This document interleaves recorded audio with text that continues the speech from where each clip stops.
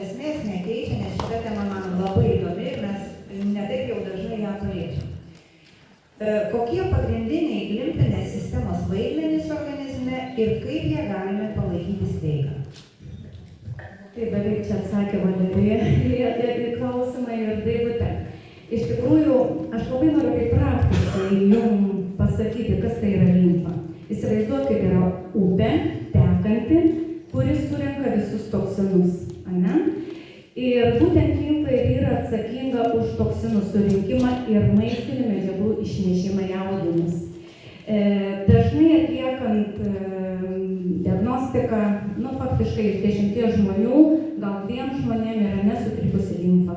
Kodėl? Todėl, kad žmonės labai daug sėdi, mažai vaikšto, nuo ryto iki vakaro ant kėdės, nuo kėdės į automobilį, parduotuvė vėl ant sofutės ir visą dieną sėdi.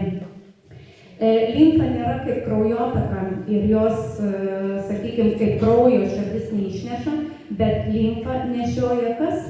Kvėpavimas. Kaip mes kvėpuojam, ar mes per diafragmą, ar mes paviršutiniškai, labai trumpai, toliau raumuo. Jeigu yra sveikas stiprus raumuo, jis padės būtent limfai eiti ir bėgti per mūsų kūną. Toliau vandens stoka. Sąžiningai paklauskime kiekvieną savęs, kiek per dieną išgeria vandens. Tai va, jeigu upėje nėra vandens, ką daro upė? Smirdi. Lygiai taip pat pas žmogų. Jeigu limfa sutrikusi, vandens trūkumas, žmogus turi negerą kvapą ir pradeda prakaitas smirdėti, bet tai yra iš tikrųjų. Toliau. Jeigu limfa yra užsistovėjusi, tinsta kojos, išsivysto kraujotakos sutrikimai, varikozė, širdies susirgimai, inkstų susirgimai. Tai va, būtent žiūrėkim, ką mes valgom, kiek geriam vandens, kiek sportuojam, kiek judam ir kaip kvėpuojam. Limfa, jeigu dar sujudinti, sužadinti, yra labai gerai daryti pratimus arba eiti į masažą, limfo masažą. Bet vėl dauguma žmonių turi problemų su varikoze, tad ne visi masažai tinka. Ką dar daro limfa? Įsivaizduokit, limfoje sėdi tokie gerieji kareiviukai, limfocitai, tai yra tie kūneliai, kurie būtent susidoroja su bakterijom, virusais, pirmuoniais. Jie kaip kareiviukai šaudo tuos negerus kareivius ir sumeta į limfą.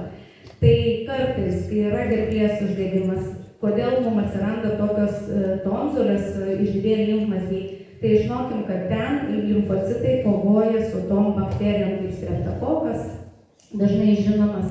Tai va, kuo švaresnė, stipresnė mūsų limfa, tuo stipresnis imunitetas. Tikrai gerkim vandens, vanduo yra gyvybiškai svarbus. Žiūrėkim, kokį maistą valgom.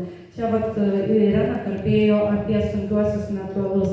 Taip, taipogi limfoje irgi yra randama visi pesticidai.